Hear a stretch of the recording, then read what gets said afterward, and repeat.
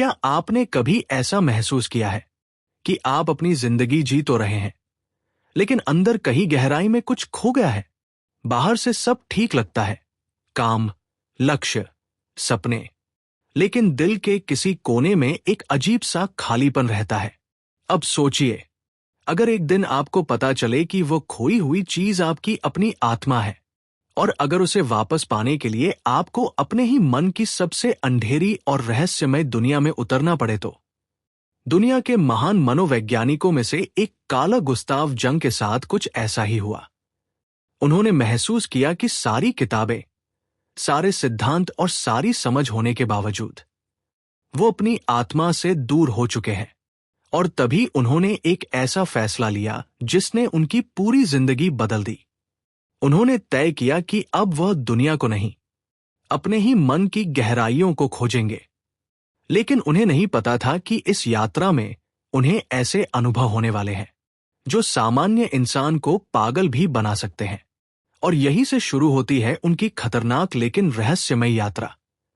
कल्पना कीजिए, आपने अपनी पूरी जिंदगी ज्ञान इकट्ठा करने में लगा दी हो, किताबें पढ़ी, विज्ञान सीखा, दुनिया को समझने की कोशिश की, लेकिन एक दिन अचानक आपको एहसास हो कि आपने सबसे जरूरी चीज को ही खो दिया है, अपनी आत्मा को। यही एहसास हुआ था कार्ल जुंग को। जुंग उस समय दुनिया के सबसे प्रसिद्ध मनोवैज्ञानिकों में से एक थे। उनके पास ज्ञान था, प्रतिष्ठा थी, सम्मान था, लेकिन उनके अंदर कहीं गहराई में एक खालीपन था। ऐसा खालीपन जिसे कोई भी वैज्ञानिक सिद्धांत भर नहीं पा रहा था। और यहीं से शुरू होती है एक खतरनाक लेकिन अद्भुत यात्रा। जुंग कहते हैं कि आधुनिक इंसान ने अपनी सबसे बड़ी गलती ये की है कि उसने तर्क और बुद्धि को ही भगवान बना दिया है। हम सोचते हैं कि केवल लॉजिक और विज्ञान ही हमें सच तक पहुंचा सकते हैं, लेकिन इस प्रक्रिया में हमने अपनी कल्पना, अपने सपनों और अपनी आत्मा की आवाज को दबा दिया है। जुंग के अनुसार इंसान के अंदर एक गहरी दुनिया होती है, अचेतन मन की दुनिया। यहीं पर हमारे डर, हमारी इच्छाएं, हमारे सपने और हमारी असली पहचान छुपी होती है। लेकिन आधुनिक समाज हमें इस दुनिया से दूर ले गया है। हम बाहरी दुनिया को जीतने में इतने व्यस्त हो गए हैं कि हमने अपने अंदर की दुनिया को भूल ही गए हैं। और जब आत्मा को नजरअंदाज किया जाता है तो वह चुप नहीं रहती।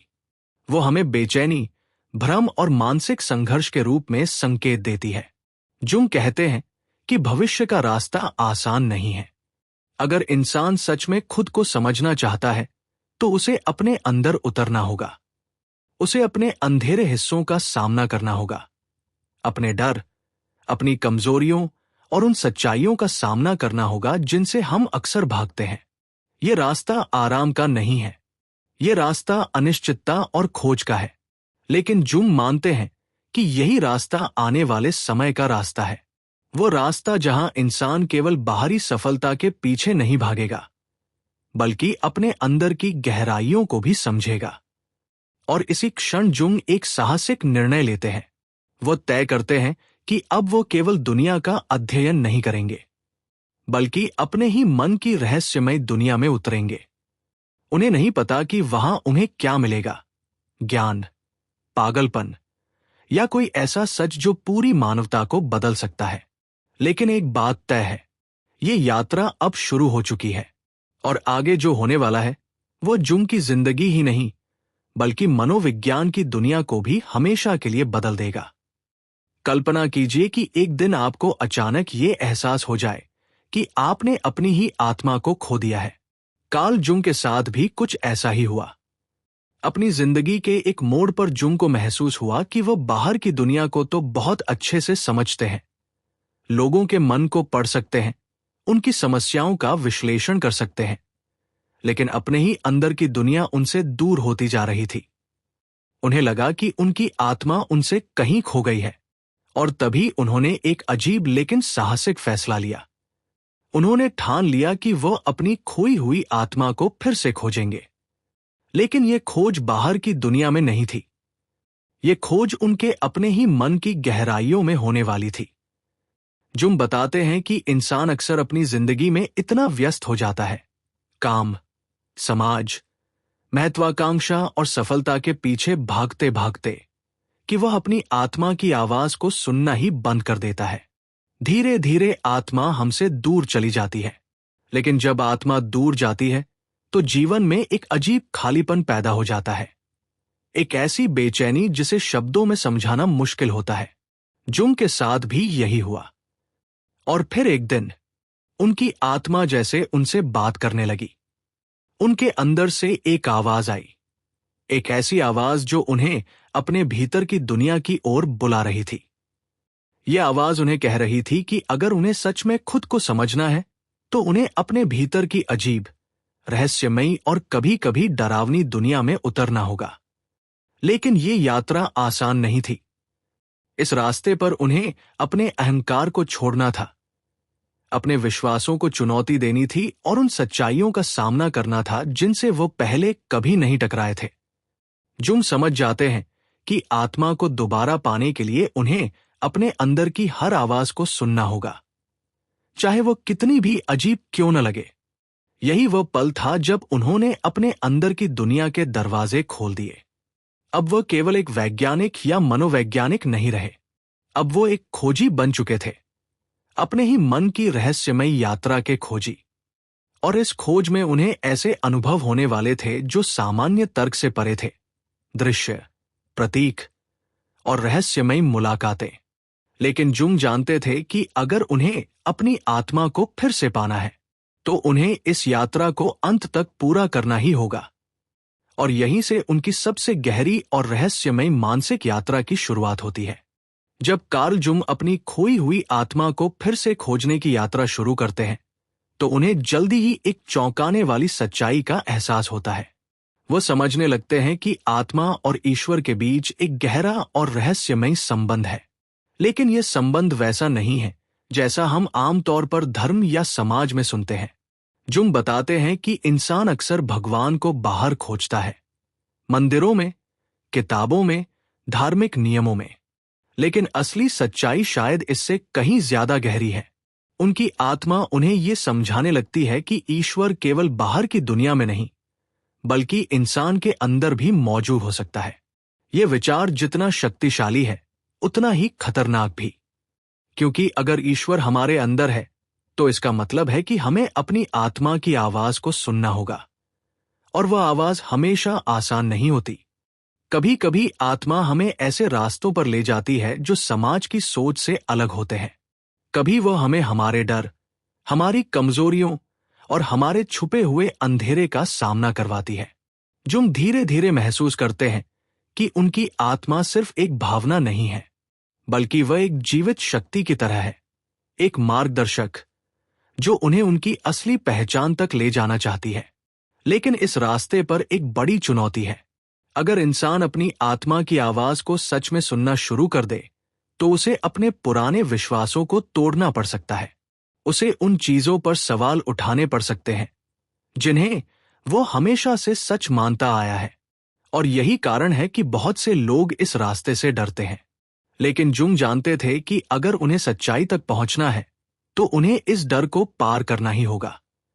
वो समझने लगते हैं कि ईश्वर कोई दूर बैठी हुई शक्ति नहीं है, बल्कि वह इंसान की आत्मा के अनुभव में भी प्रकट हो सकता है। इस एहसास के साथ जुंग की यात्रा और भी गहरी और रहस्यमयी हो जाती है। अब वो सिर्फ अपनी आत्मा को ही नहीं समझ रहे, बल्कि उस रहस्यमय शक्ति को भी महसूस कर रहे हैं जो इंसान के अंदर और बाहर दोनों जगह मौजूद है। और जैसे जैसे ये समझ बढ़ती है, जुंग एक ऐसे रास्ते पर बढ़ते जाते हैं जहां हर कदम उन्हें एक नई और अनजान सच्चाई की ओर ले जाता है। लेकिन उन्हें अभी ये नहीं पता कि आगे आने वाले अनुभव उनकी सोच, उनके विश्वास और उनकी पूरी दुनिया को हमेशा के लिए बदलने वाले हैं। जब कार्ल जुंग अपनी आत्मा की आवाज को सुनना शुरू करते हैं तब उन्हें एक बहुत गहरी और असहज सच्चाई का सामना करना पड़ता है। वो समझते हैं कि आत्मा को खोजना ही काफी नहीं है, उसकी सेवा करना भी जरूरी है। लेकिन आत्मा की सेवा करना क्या होता है? जुंग के लिए इसका मतलब था अपने अहंकार को थोड़ा पीछे रखना और उस आवाज को सुनना जो उनके भीतर से आ रही थी। समस्या यह थी कि इंसान का अहंकार हमेशा खुद को सही मानता है। वह नियंत्रण चाहता है, तर्क चाहता है और हर चीज को समझना चाहता है। लेकिन आत्मा अलग तरह से काम करती है। वह तर्क की भाषा में नहीं बोलती। वह प्रतीकों, सपनों और रहस्यमयी अनुभवों के माध्यम से बात करती है। और यही वह जगह है जहां बहुत से लोग डर जाते हैं, क्योंकि आत्मा की सेवा करने का मतलब है कि हमें अपने अंदर के उन हिस्सों को स्वीकार करना पड़ेगा जिन्हें हम अक्सर छुपाते हैं। अपने डर, अपनी कमजोरी, अपने भ्रम, जो हम धीरे धीरे महसूस करते हैं कि उनकी आत्मा उनसे पूरी ईमानदारी चाहती है। अगर वह सच में अपने अंदर की दुनिया को समझना चाहते हैं, तो उन्हें अपने हर विचार, हर भावना और हर अनुभव को बिना डर के देखना होगा। इस प्रक्रिया में उन्हें यह भी समझ आता है कि इंसान अक्सर अपने अंदर की सच्चाई से भागता है। हम खुद को व्यस्त रखते हैं, काम में, मनोरंजन में, समाज में, ताकि हमें अपने भीतर झांकने की जरूरत ही न पड़े। लेकिन जुंग इस बार भागना नहीं चाहते थे। उन्होंने फैसला कर लिया कि वो अपनी आत्मा की आवाज को पूरी तरह सुनेंगे, चाहे वह आवाज उन्हें कितनी भी अजीब या असुविधाजनक जगहों पर क्यों न ले जाए। और जैसे जैसे वो अपनी आत्मा की सेवा करने लगते हैं, उनके सामने एक बिल्कुल नई दुनिया खुलने लगती है। एक ऐसी दुनिया जहां कल्पना, प्रतीक और रहस्य मिलकर उनके मन के गहरे सच को उजागर करने लगते हैं। लेकिन ये रास्ता आसान नहीं था, क्योंकि आत्मा की सेवा करने का मतलब है कि इंसान को अपने अंदर के अंधेरे और प्रकाश दोनों का सामना करना पड़ता है। और यही वह बिंदु है जहां जुंग की यात्रा और भी गहरी हो जाती है, क्योंकि आगे उनका सामना होने वाला है एक ऐसी जगह से जो हर इंसान के मन में छुपी होती है। एक सूनी, रहस्यमयी और डरावनी जगह, जिसे जुंग कहते हैं द डेजर्ट। जब कार्ल जुंग अपनी आत्मा की आवाज का अनुसरण करते हुए अपने ही मन की गहराइयों में उतरते हैं, तो उन्हें अचानक एक अजीब अनुभव होता है। उन्हें ऐसा महसूस होता है जैसे वह एक सूने और अनंत रेगिस्तान में पहुंच गए हों। यह कोई असली रेगिस्तान नहीं था, यह उनके अंदर की दुनिया का प्रतीक था। एक ऐसी जगह जहां सब कुछ खाली, शांत और अकेला लगता है। जुंग को महसूस होता है कि यह रेगिस्तान उनकी आत्मा की उस स्थिति को दर्शाता है जहां इंसान ने अपने भीतर की सच्चाई से दूरी बना ली है। आधुनिक इंसान ने ज्ञान, तर्क और बाहरी उपलब्धियों के पीछे भागते भागते अपने भीतर की दुनिया को इतना अनदेखा कर दिया है कि अब उसके अंदर एक सूखा रेगिस्तान बन गया है। इस रेगिस्तान में न कोई हरियाली है, न कोई दिशा, सिर्फ अकेलापन, खामोशी और अनिश्चितता।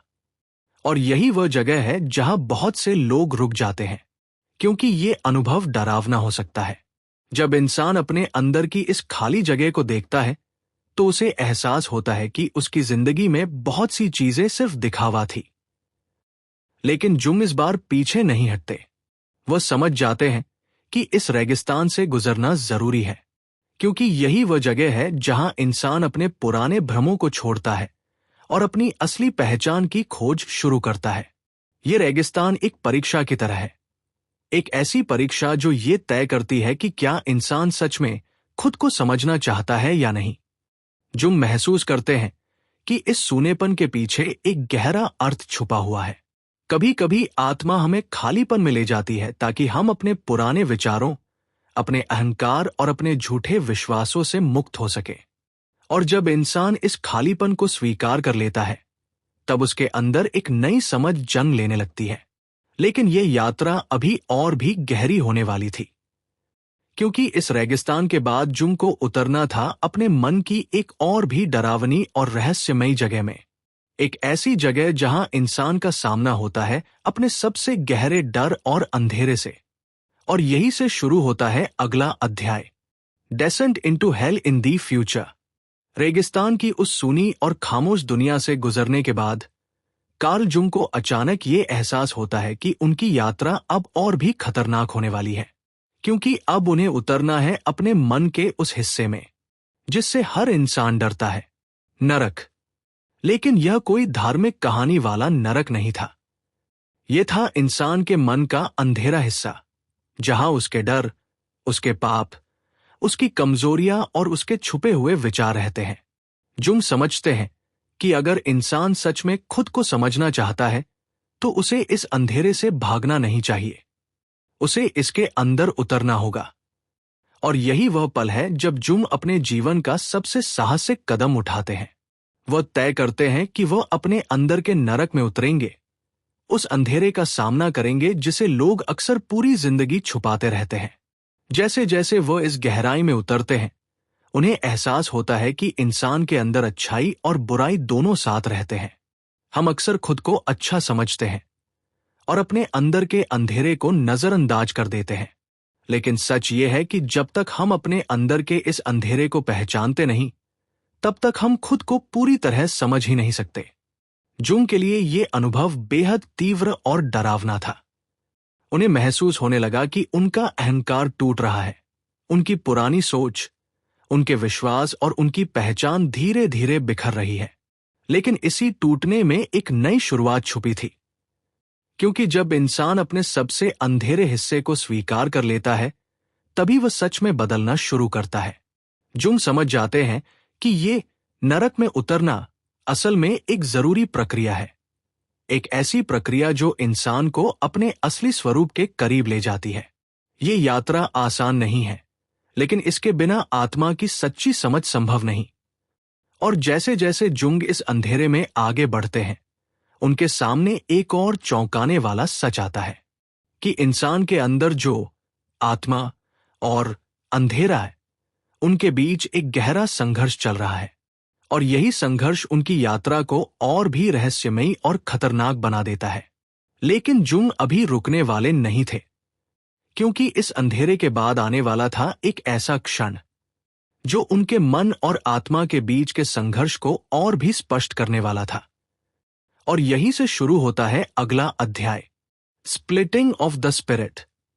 जब कार्ल जुंग अपने मन के अंधेरे हिस्सों में उतर चुके होते हैं, तब उनके अंदर एक अजीब और बेचैन कर देने वाला अनुभव शुरू होता है।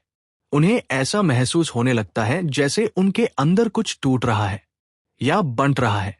उनकी सोच, उनके विश्वास और उनकी पहचान, सब कुछ जैसे दो अलग दिशाओं में खिंचने लगता है। यही है स्प्लिटिंग ऑफ द स्पिरिट, आत्मा और बुद्धि के बीच का संघर्ष। जुंग समझते हैं कि इंसान के अंदर दो शक्तियां काम करती हैं। पहली है बुद्धि और तर्क की शक्ति, जो हर चीज को समझना चाहती है, नियंत्रित करना चाहती है और दुनिया को नियमों में बांधना चाहती है। दूसरी है आत्मा की शक्ति, जो रहस्यमयी है, गहरी है और जो हमें हमारी असली पहचान की ओर ले जाती है। समस्या तब पैदा होती है जब इंसान केवल तर्क और बुद्धि पर भरोसा करने लगता है। आधुनिक दुनिया ने यही किया है। हमने विज्ञान, तर्क और नियंत्रण को इतना महत्व दे दिया कि हमने अपनी आत्मा की आवाज को लगभग भुला ही दिया। लेकिन आत्मा कभी पूरी तरह गायब नहीं होती। वो अंदर ही अंदर विरोध करती है, और यही विरोध एक आंतरिक संघर्ष बन जाता है। जुंग इस संघर्ष को अपने अंदर बहुत गहराई से महसूस करने लगते हैं। उन्हें एहसास होता है कि उनकी आत्मा उन्हें एक ऐसी दिशा में ले जा रही है जिसे उनकी बुद्धि पूरी तरह समझ नहीं पा रही। एक तरफ उनका वैज्ञानिक दिमाग है, जो हर चीज का प्रमाण चाहता है, और दूसरी तरफ उनकी आत्मा है, जो उन्हें प्रतीकों, सपनों और रहस्यमयी अनुभवों के माध्यम से कुछ बताने की कोशिश कर रही है। यह संघर्ष इतना तीव्र हो जाता है कि जुंग को लगता है जैसे उनके अंदर की दुनिया दो हिस्सों में बंट रही है। लेकिन इसी संघर्ष के बीच उन्हें एक गहरी समझ भी मिलने लगती है। वो समझते हैं कि इंसान को केवल तर्क से नहीं, बल्कि तर्क और आत्मा के संतुलन से जीना चाहिए। अगर इंसान केवल तर्क से चलता है, तो उसका जीवन सूखा और खाली हो सकता है। और अगर वह केवल भावना और रहस्य में खो जाए, तो वह वास्तविकता से दूर हो सकता है। सच्ची समझ इन दोनों के बीच संतुलन बनाने में है। जुंग की यह आंतरिक लड़ाई उन्हें धीरे धीरे एक नई जागरूकता की ओर ले जाती है। लेकिन उनकी यात्रा अभी खत्म नहीं हुई थी, क्योंकि इस आंतरिक संघर्ष के बाद उन्हें एक और गहरा और प्रतीकात्मक अनुभव होने वाला था। एक ऐसा अनुभव जो उनकी पूरी सोच को झकझोर देने वाला था। और यही से शुरू होता है अगला रहस्यमयी अध्याय, मर्डर ऑफ द हीरो। जब कार्ल जुंग अपने मन की गहराइयों में उतरते जाते हैं तो उन्हें एक बहुत ही अजीब और प्रतीकात्मक अनुभव होता है। उन्हें ऐसा महसूस होता है जैसे उनके सामने एक महान नायक, एक हीरो खड़ा है। ये हीरो ताकतवर है, साहसी है और हमेशा जीतने वाला लगता है। लेकिन जुंग धीरे धीरे समझने लगते हैं कि ये हीरो कोई बाहरी व्यक्ति नहीं है। ये उनके अपने अहंकार का प्रतीक है। ये वही हिस्सा है जो हमेशा खुद को मजबूत, बुद्धिमान और श्रेष्ठ साबित करना चाहता है। हम सभी के अंदर ऐसा एक हीरो होता है, एक ऐसा रूप जो हमेशा जीतना चाहता है, हमेशा सही होना चाहता है और दुनिया की नजरों में महान बनना चाहता है। लेकिन जुंग को एक चौंकाने वाली सच्चाई का एहसास होता है। अगर इंसान सच में अपने असली स्वरूप को समझना चाहता है तो उसे इस हीरो को हमेशा के लिए पकड़कर नहीं रखना चाहिए, क्योंकि यही हीरो कभी कभी हमें अहंकार और भ्रम में बांध देता है और फिर उनके मन में एक शक्तिशाली प्रतीक उभरता है, हीरो की मृत्यु। ये कोई असली हत्या नहीं थी, ये एक गहरा मनोवैज्ञानिक प्रतीक था। इसका मतलब था कि जुंग को अपने अंदर के उस अहंकार को छोड़ना होगा जो हमेशा खुद को सबसे ऊपर मानता है। ये प्रक्रिया आसान नहीं थी, क्योंकि जब इंसान अपने अहंकार को छोड़ता है तो उसे ऐसा लगता है जैसे उसकी पहचान ही टूट रही है। लेकिन जुंग समझते हैं कि यही परिवर्तन जरूरी है। जब हीरो मरता है तब इंसान के अंदर एक नई जागरूकता जन्म लेती है, एक ऐसी जागरूकता जो विनम्र है, सच्ची है और अपनी सीमाओं को पहचानती है। अब जुंग केवल जीतने या महान बनने की कोशिश नहीं कर रहे थे, अब वो खुद को सच में समझने की यात्रा पर थे। और यही इस अध्याय का सबसे बड़ा संदेश है। कभी कभी आगे बढ़ने के लिए हमें अपने अंदर के उस हीरो को छोड़ना पड़ता है जिसे हमने सालों से पकड़ कर रखा होता है। लेकिन जुंग की ये यात्रा यहीं खत्म नहीं होती, क्योंकि इस हीरो की मृत्यु के बाद उनके सामने आने वाला है एक और भी रहस्यमयी अनुभव।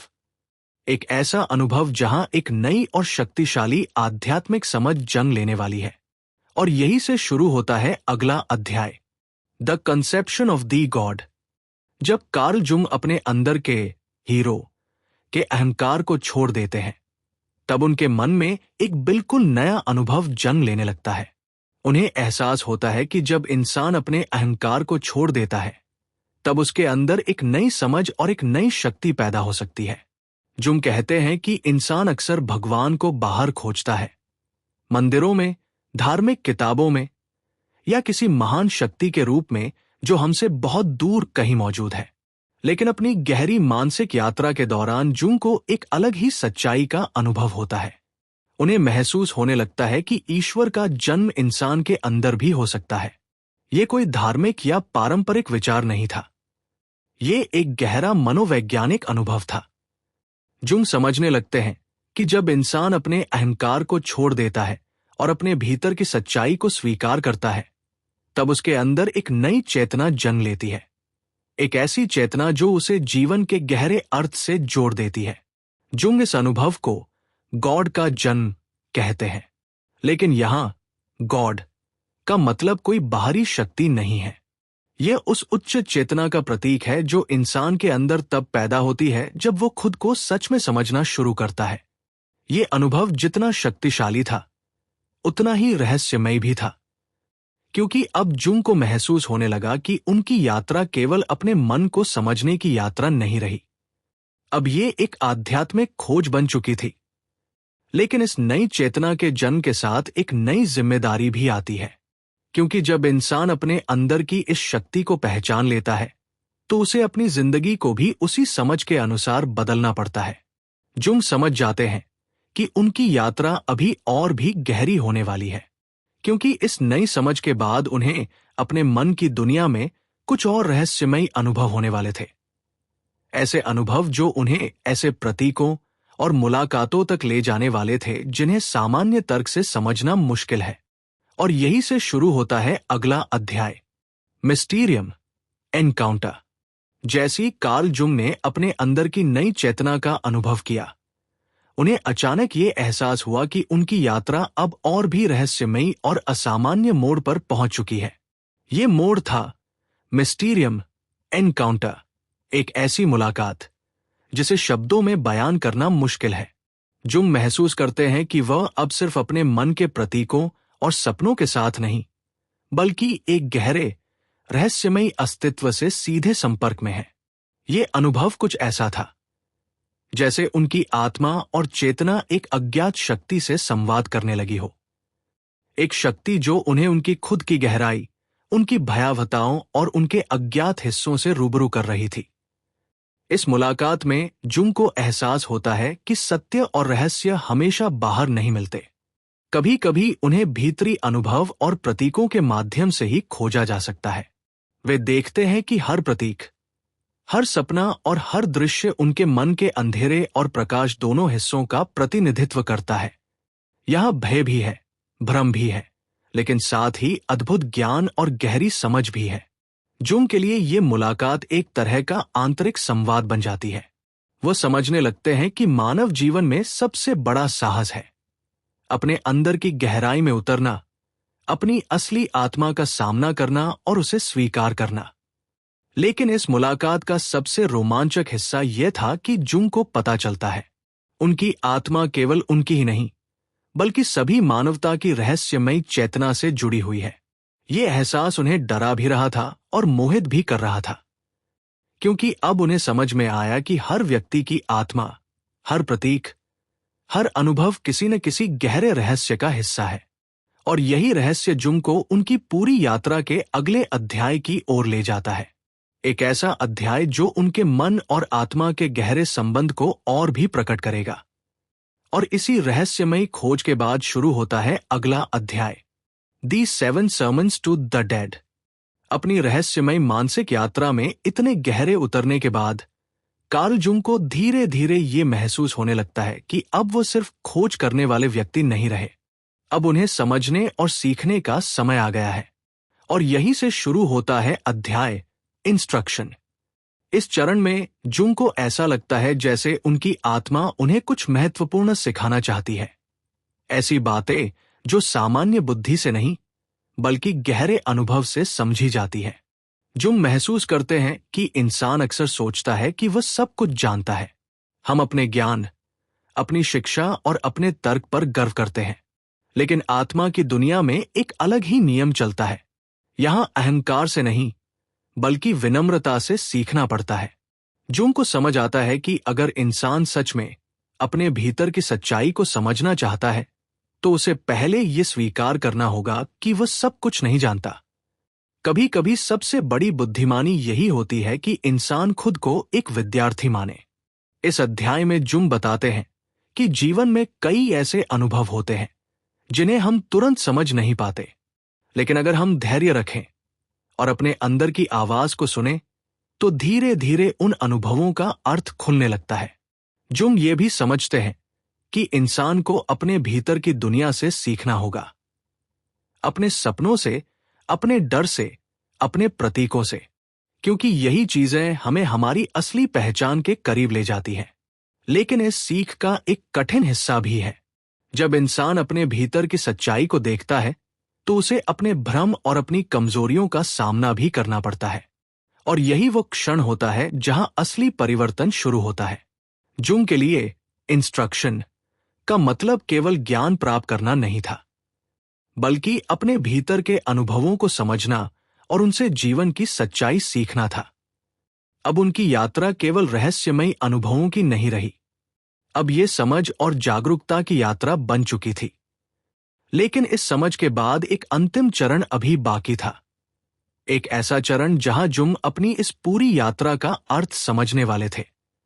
और यहीं से शुरू होता है अगला और अंतिम अध्याय, रेजोल्यूशन। इतनी लंबी और रहस्यमयी यात्रा के बाद आखिरकार कार्ल जुंग उस बिंदु पर पहुंचते हैं जहां उन्हें अपने अनुभवों का अर्थ समझ में आने लगता है। उनकी आत्मा, उनके सपने, उनके डर, उनके प्रतीक, इन सब ने मिलकर उन्हें एक गहरी सच्चाई तक पहुंचाया था। और यही है इस अध्याय का सार, रेजोल्यूशन, यानी समझ और समाधान।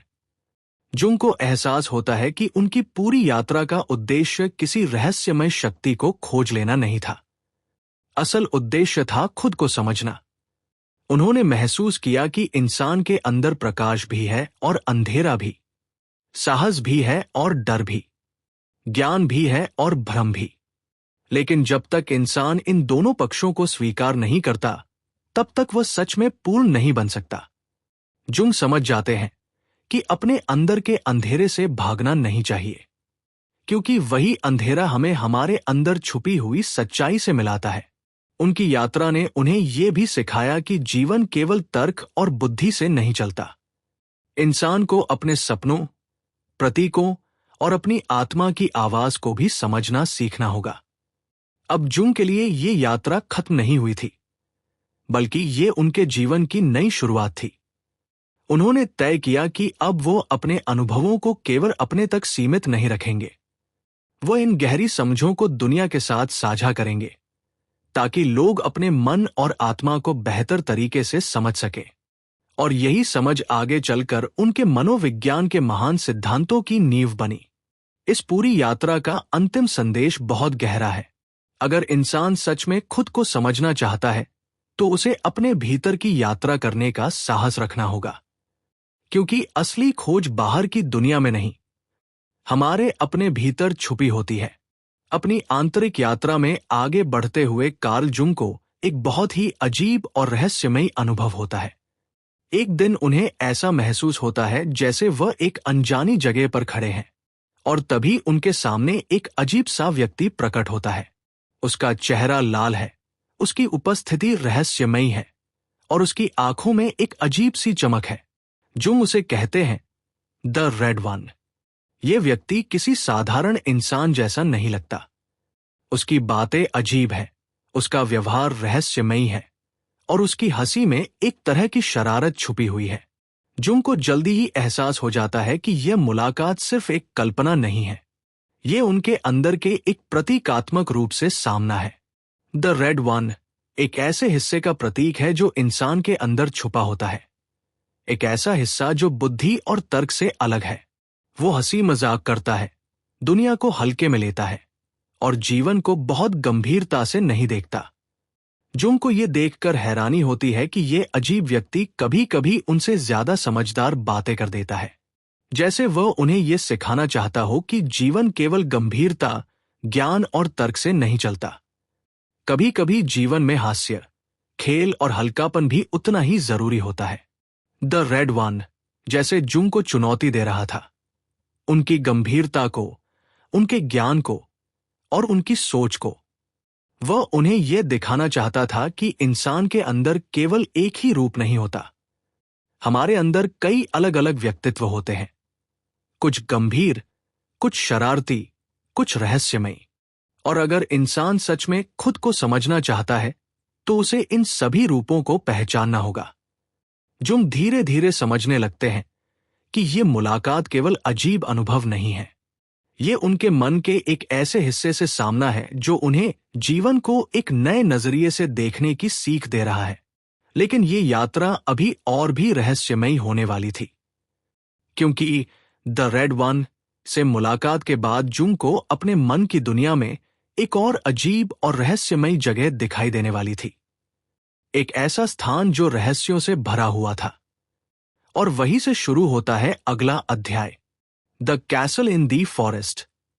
द रेड वन से हुई रहस्यमयी मुलाकात के बाद कार्ल जुंग की आंतरिक यात्रा उन्हें एक और अजीब जगह की ओर ले जाती है। वो खुद को एक घने और रहस्यमयी जंगल में पाते हैं।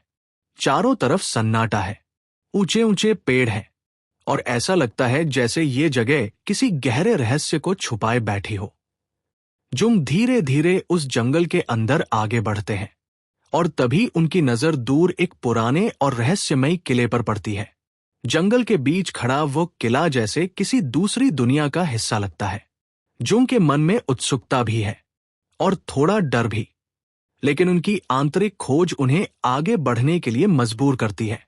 जब वो उस किले के अंदर प्रवेश करते हैं, तो उन्हें एहसास होता है कि ये जगह केवल एक इमारत नहीं है, ये उनके अचेतन मन का एक प्रतीक है।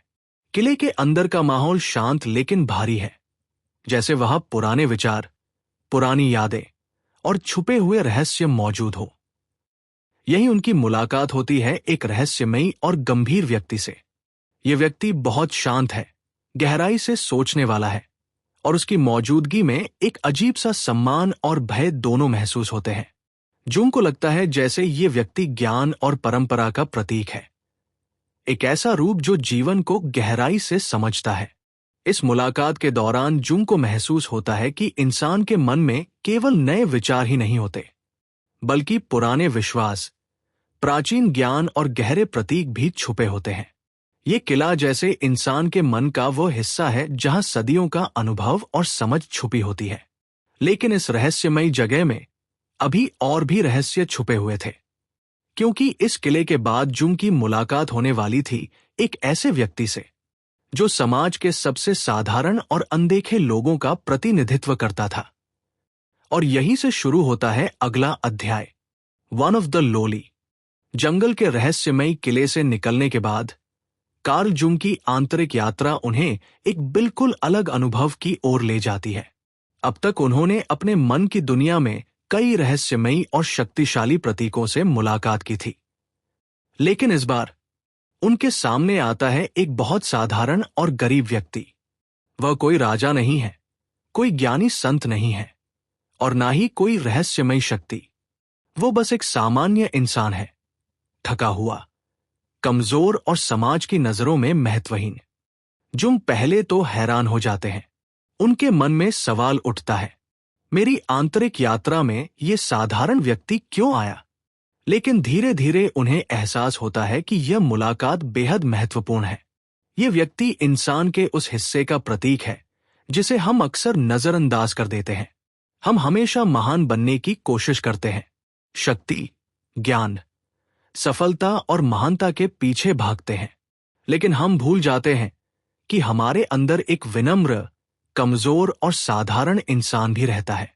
और जब तक हम उस हिस्से को स्वीकार नहीं करते, हम खुद को पूरी तरह समझ नहीं सकते। इस मुलाकात के दौरान जुंग को एक गहरी सीख मिलती है। सच्ची समझ केवल ऊंचे विचारों और महान सपनों से नहीं आती, बल्कि विनम्रता से आती है। अपने अंदर के उस साधारण इंसान को पहचानने से आती है जिसे हम अक्सर छुपाने की कोशिश करते हैं। वन ऑफ द लोली जैसे जुंग को ये सिखा रहा था कि अगर इंसान सच में अपने मन की गहराइयों को समझना चाहता है, तो उसे अपने अंदर की कमजोरी, साधारणता और विनम्रता को भी स्वीकार करना होगा। क्योंकि कई बार जीवन के सबसे गहरे सत्य महान लोगों में नहीं, बल्कि सबसे साधारण लोगों में छुपे होते हैं। लेकिन यह यात्रा अभी खत्म नहीं हुई थी, क्योंकि आगे जुंग को मिलने वाला था एक ऐसा व्यक्ति जो मौत और जीवन के बीच खड़ा था। और वहीं से शुरू होता है अगला रहस्यमयी अध्याय, दी एंकराइट। अपनी रहस्यमयी आंतरिक यात्रा में आगे बढ़ते हुए कार्ल जुंग खुद को एक और अजीब जगह पर पाते हैं। यह जगह दुनिया की भीड़ और शोर से बहुत दूर है। यहां सन्नाटा है, शांति है और एक गहरा अकेलापन है। यही उनकी मुलाकात होती है एक संत जैसे व्यक्ति से, जिसे हम एंकराइट कहते हैं। एक ऐसा इंसान जिसने दुनिया की सारी इच्छाओं और शोर से दूर होकर एकांत का रास्ता चुना है। वो अकेला रहता है, दुनिया से दूर, लेकिन उसके चेहरे पर एक गहरी शांति दिखाई देती है। जुंग को ये देखकर आश्चर्य होता है। वो सोचते हैं, क्या सच में इंसान दुनिया से दूर रहकर सच्चा ज्ञान पा सकता है? एंकराइट शांत स्वर में बात करता है। वह बताता है कि असली ज्ञान बाहरी दुनिया के शोर में नहीं मिलता, बल्कि अकेलेपन, मौन और आत्मचिंतन में मिलता है। वह दिन रात पवित्र ग्रंथ पढ़ता है, ध्यान करता है और अपने मन की गहराइयों को समझने की कोशिश करता है। लेकिन जुंग को जल्दी ही एहसास होता है कि यह रास्ता जितना शांत दिखता है, उतना आसान नहीं है। अकेलापन इंसान को केवल शांति ही नहीं देता, कभी कभी वो इंसान को अपने ही विचारों के अंधेरे में भी धकेल सकता है। एंकराइट की जिंदगी जुंग को ये दिखाती है कि ज्ञान की खोज में इंसान को दुनिया से दूर जाना पड़ सकता है, लेकिन साथ ही उसे अपने मन के अंधेरे और डर का सामना भी करना पड़ता है। ये मुलाकात जुंग को एक गहरा सवाल देती है। क्या सच्चा ज्ञान दुनिया से दूर भागने में है, या फिर दुनिया के बीच रहते हुए खुद को समझने में? और जैसे जैसे ये सवाल गहराता है, जुंग को एहसास होता है कि उनकी यात्रा अभी और भी रहस्यमयी होने वाली है, क्योंकि एंकराइट के साथ यह मुलाकात अभी केवल शुरुआत थी।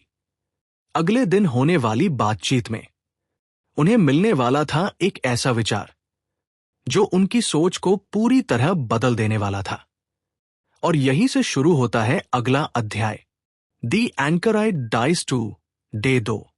अगले दिन कार्ल जुंग फिर से उस रहस्यमय साधु एंकराइट के पास लौटते हैं। पहले दिन की मुलाकात ने उनके मन में कई सवाल पैदा कर दिए थे, और अब वो उन सवालों के जवाब ढूंढना चाहते थे। एंकराइट पहले की तरह शांत बैठा था, अपने पवित्र ग्रंथों में डूबा हुआ। लेकिन इस बार उनकी बातचीत और भी गहरी होने वाली थी। जो मुझसे पूछते हैं, क्या इंसान केवल ग्रंथ पढ़कर और दुनिया से दूर रहकर सच्चा ज्ञान पा सकता है? एंकराइट कहता है कि वह अपना पूरा जीवन पवित्र किताबों को पढ़ने और ईश्वर को समझने में लगा चुका है। लेकिन जैसे जैसे बातचीत आगे बढ़ती है, जुंग को एक अजीब एहसास होने लगता है। उन्हें लगता है कि ये ज्ञान जो केवल किताबों में कैद है, वो अधूरा है, क्योंकि जीवन केवल शब्दों और सिद्धांतों से नहीं समझा जा सकता। जुंग धीरे धीरे ये महसूस करते हैं कि अगर इंसान केवल पुराने विचारों और ग्रंथों में ही उलझा रहे, तो वह जीवन के असली अनुभवों से दूर हो सकता है। ज्ञान केवल किताबों में नहीं होता, वह इंसान के अनुभव, संघर्ष और आत्मखोज में भी छुपा होता है। एंकराइट का जीवन उन्हें यह दिखाता है कि केवल अतीत के ज्ञान से चिपके रहना भी एक तरह का जाल बन सकता है। और यहीं जुंग के अंदर एक नया विचार जन्म लेता है। शायद सच्चा ज्ञान केवल परंपरा में नहीं, बल्कि नए अनुभवों को स्वीकार करने में भी है। यह एहसास उनकी पूरी आंतरिक यात्रा को एक नई दिशा देता है। लेकिन यह नई दिशा उन्हें ले जाने वाली थी एक और गहरे और रहस्यमयी अनुभव की ओर, क्योंकि आगे उन्हें मिलने वाला था एक ऐसा व्यक्ति जो समय, इतिहास और भविष्य के रहस्यों को समझने की कोशिश कर रहा था। और यहीं से शुरू होता है अगला अध्याय, द हर्मिट। अपनी रहस्यमयी आंतरिक यात्रा में आगे बढ़ते हुए कार्ल जुंग एक ऐसे अनुभव के सामने पहुंचते हैं जो हर इंसान को डराता है, मृत्यु। लेकिन यह मृत्यु किसी शरीर की नहीं थी, यह थी अहंकार की मृत्यु। वो अहंकार जो इंसान को यह विश्वास दिलाता है कि वह सब कुछ जानता है, सब कुछ समझता है। जुंग को धीरे धीरे एहसास होने लगता है कि उनकी पुरानी सोच, उनके पुराने विश्वास और उनका पुराना सवा अब टूट रहा है। यह अनुभव आसान नहीं था। ऐसा लगता था जैसे उनकी पूरी पहचान बिखर रही हो, मानो उनके अंदर की दुनिया ढह रही हो। लेकिन इसी अंधेरे पल में एक गहरा सत्य छुपा था। जुंग समझने लगते हैं कि कई बार नई शुरुआत के लिए पुराने रूप का मरना जरूरी होता है। जब तक इंसान अपने पुराने अहंकार, पुराने भ्रम और पुराने डर को नहीं छोड़ता, तब तक वह अपने असली स्वरूप को नहीं देख सकता। ये मृत्यु वास्तव में एक परिवर्तन का द्वार थी, एक ऐसा द्वार जिसके पार एक नया दृष्टिकोण, एक नई समझ और एक नई चेतना इंतजार कर रही थी। जुंग को महसूस होने लगा कि यह अंत नहीं है, बल्कि ये एक पुनर्जन्म की शुरुआत है। लेकिन इस अनुभव के बाद उनकी यात्रा और भी रहस्यमयी होने वाली थी, क्योंकि जब पुराना सवा मर जाता है, तो उसके बाद इंसान को अपने अंदर एक बिल्कुल नई शक्ति का जन्म देखना पड़ता है। और यही उन्हें ले जाने वाला था उनकी यात्रा के अगले गहरे अध्याय की ओर, जहां जीवन और चेतना के नए रहस्य उनका इंतजार कर रहे थे। डेथ के गहरे और परिवर्तनकारी अनुभव के बाद कार्ल जुंग की आंतरिक यात्रा उन्हें एक और रहस्यमयी दृश्य तक ले जाती है। वो खुद को ऐसी जगह पर पाते हैं जहां चारों ओर टूटे हुए मंदिरों के अवशेष दिखाई देते हैं।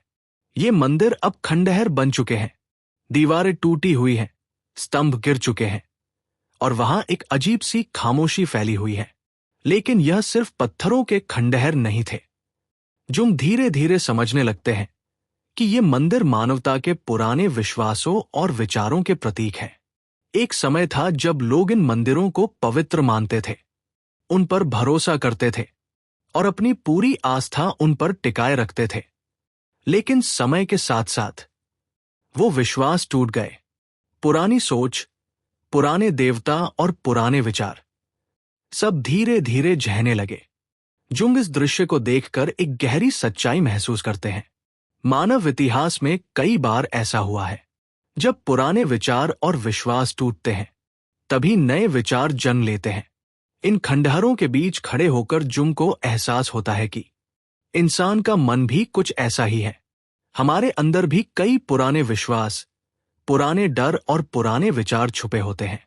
और कभी कभी आगे बढ़ने के लिए हमें उन पुराने मंदिरों को गिरने देना पड़ता है, क्योंकि जब तक पुराने ढांचे टूटते नहीं, तब तक नई समझ और नई चेतना के लिए जगह नहीं बनती। इन टूटे हुए मंदिरों के बीच खड़े होकर जुंग ये महसूस करते हैं कि मानवता एक नए युग की ओर बढ़ रही है। एक ऐसा युग जहां इंसान को अपने भीतर नए अर्थ, नई आध्यात्मिकता और नई सच्चाई खोजनी होगी। लेकिन इस खामोश जगह में अभी भी कुछ बाकी था, कुछ ऐसा जो इन खंडहरों के पीछे छुपा हुआ था। और वहीं से जुंग की यात्रा एक और रहस्यमयी दिशा में आगे बढ़ने वाली थी, जहां उन्हें समझ में आने वाला था कि पुराने मंदिरों के गिरने के बाद नई चेतना का जन्म कैसे होता है। जैसे ही जुंग अपनी आंतरिक यात्रा की शुरुआत करते हैं, उन्हें एहसास होता है कि ये केवल एक साधारण खोज नहीं है। पहला दिन यानी फर्स्ट डे उनके लिए एक ऐसा अनुभव बनता है जो पूरी यात्रा की दिशा तय करता है। इस दिन जुंग अपने अंदर के अज्ञात और रहस्यमय हिस्सों से मिलने वाले थे। वो हिस्से जिन्हें इंसान अक्सर नजरअंदाज कर देता है। वे खुद को एक अजीब और प्रतीकात्मक दुनिया में पाते हैं, जहां सपने और वास्तविकता का अंतर धुंधला हो चुका है। हर चीज प्रतीकात्मक और गूढ़ लगती है। इस दिन जुंग का सामना होता है अजीब और रहस्यमयी पात्रों से। कुछ उनके अंदर के डर और भ्रम का प्रतिनिधित्व करते हैं, तो कुछ उनके छुपे हुए इच्छाओं और संभावनाओं का। जुंग महसूस करते हैं कि ये यात्रा आसान नहीं होगी, क्योंकि अपने भीतर की सच्चाई को देखने के लिए मनुष्य को अपने पुराने विचार, पुरानी आदतें और अहंकार छोड़ने पड़ते हैं। लेकिन इस अनुभव में एक चमक भी है। जुंग धीरे धीरे ये समझने लगते हैं कि अपने डर का सामना करके ही इंसान अपने असली आत्मा से जुड़ सकता है। पहला दिन उन्हें यह सिखाता है कि सच्ची खोज डर और असुरक्षा को गले लगाने में है, और यही खोज उन्हें अगले रहस्यमयी अनुभवों की ओर ले जाएगी। जुंग का मन खुलना शुरू होता है, उनकी दृष्टि धीरे धीरे साफ होती है, और पहली दिन की ये मुलाकात उन्हें ये एहसास देती है कि आत्मा की यात्रा केवल शुरुआत है, और इसके रास्ते में कई रहस्यमयी अनुभव उन्हें अपने भीतर की गहराई तक ले जाने वाले हैं। पहले दिन की रहस्यमयी और चुनौतीपूर्ण यात्रा के बाद कार्ल जुंग अब अपने सेकंड डे पर कदम रखते हैं। ये दिन उनके लिए और भी गहरा और अजीब अनुभवों से भरा हुआ होता है। जुंग महसूस करते हैं कि पहले दिन उन्होंने अपने भीतर की सतह को ही छुआ है, लेकिन असली गहराई अभी बाकी है। इस दिन जुंग का सामना होता है और भी जटिल प्रतीकों और रहस्यमयी पात्रों से, जो उनके अंदर के डर, आकांक्षाओं और छुपी हुई शक्तियों का प्रतिनिधित्व करते हैं। वे खुद को ऐसे दृश्य में पाते हैं जहां सपने और वास्तविकता की सीमाएं पूरी तरह धुंधली हो गई हैं। हर चीज प्रतीक बन जाती है, हर व्यक्ति कोई संदेश लेकर आता है। जुंग समझते हैं कि ये दिन केवल मन की खोज नहीं है, ये उनके असली आत्मा की परीक्षा भी है। कभी कभी उन्हें लगता है कि ये यात्रा अत्यधिक कठिन और डरावनी है, लेकिन धीरे धीरे उन्हें ये एहसास होता है कि असली शक्ति अपने डर का सामना करने में है। सेकंड डे में जुंग सीखते हैं कि जीवन और आत्मा की सच्चाई सीधे तौर पर नहीं समझी जा सकती, बल्कि उसे अनुभव और प्रतीकों के माध्यम से जाना जाता है। जो चीजें हमें डराती हैं या परेशान करती हैं, अक्सर वही हमारे सबसे गहरे और मूल्यवान सबक छुपाए होती हैं। और सबसे महत्वपूर्ण, इंसान अपने भीतर के अंधेरे हिस्सों को समझकर ही पूर्ण बनता है। इस दिन की यात्रा उन्हें ये भी दिखाती है कि सच्चा आत्मा विकास केवल अकेलेपन, आत्मचिंतन और साहस के माध्यम से संभव है। लेकिन ये केवल शुरुआत थी। जुंग के लिए आने वाले दिन और भी रहस्यमयी और चुनौतीपूर्ण होने वाले थे, जहां उन्हें सामना करना होगा अपने सबसे अंधेरे और अनदेखे हिस्सों से, और समझना होगा कि सच्ची चेतना केवल भीतर की यात्रा में ही मिलती है। जुंग की आंतरिक यात्रा जैसे जैसे गहरी होती जाती है, उन्हें सामना करना पड़ता है अद्भुत और रहस्यमयी शक्तियों से।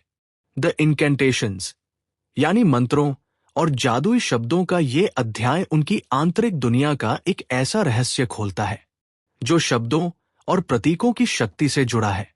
जुंग महसूस करते हैं कि ये इनकेंटेशन सिर्फ शब्द नहीं है, ये उनके मन, उनके डर, उनके सपनों और उनके अचेतन मन के प्रतीक है। हर मंत्र उनके अंदर की कोई न कोई शक्ति जगाता है। कुछ मंत्र उनके डर और चिंता को उजागर करते हैं, तो कुछ मंत्र उनके भीतर छुपी हुई रचनात्मक ऊर्जा और ज्ञान को बाहर लाते हैं।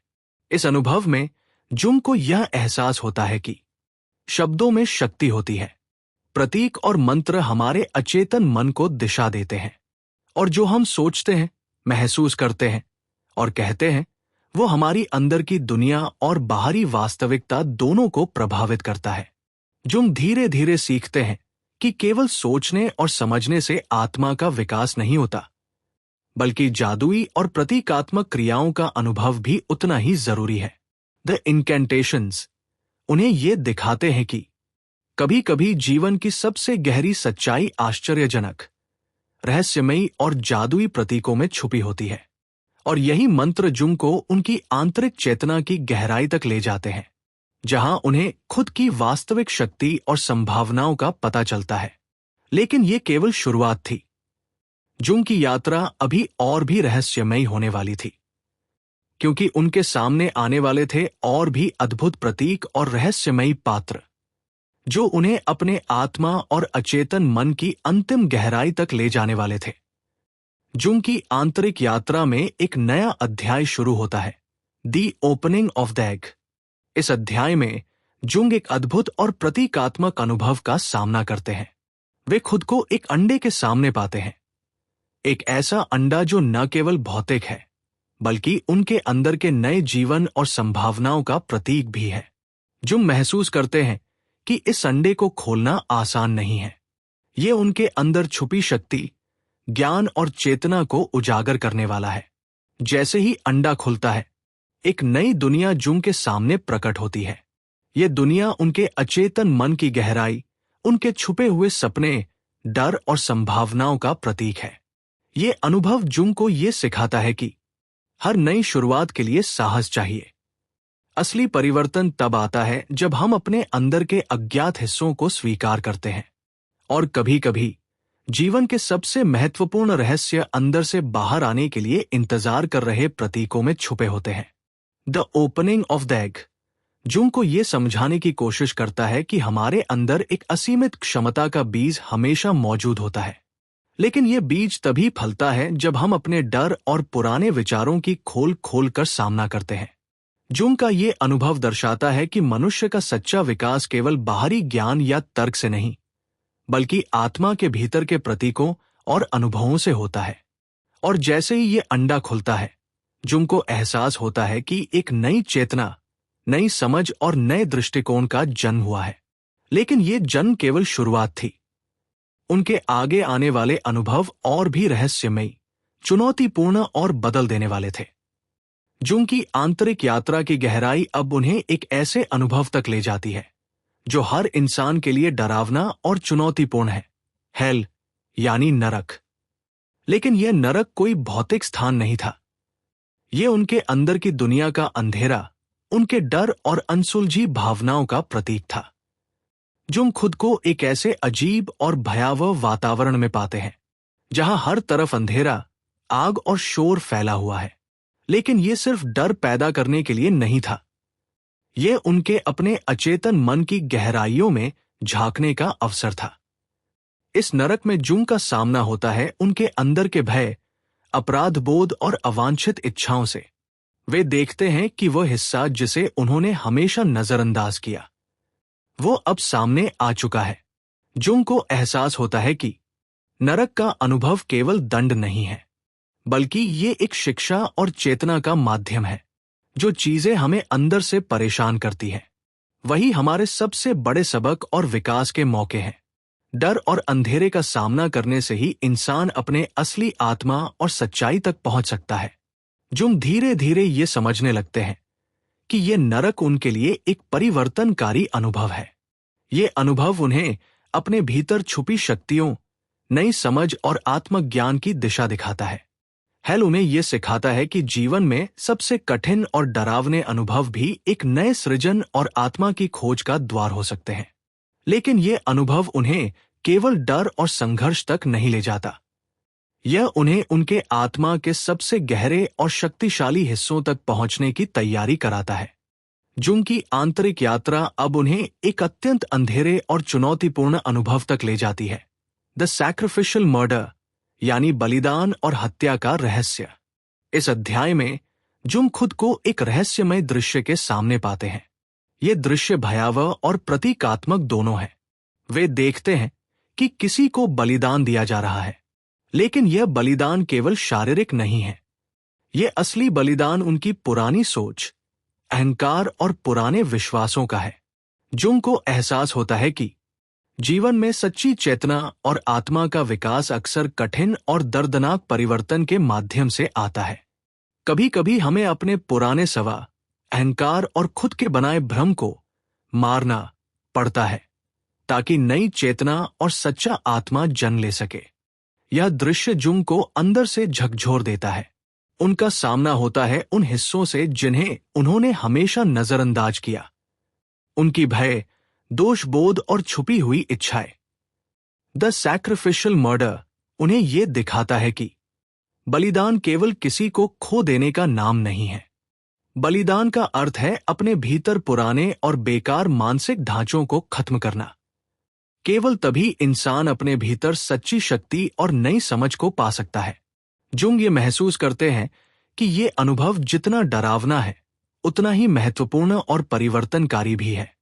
और जैसे ही ये बलिदान पूरा होता है, जुंग के मन में नई चेतना और गहरी समझ जन्म लेती है। यह अध्याय उन्हें सिखाता है कि वास्तविक विकास हमेशा दर्द और परिवर्तन के रास्ते से होकर ही आता है।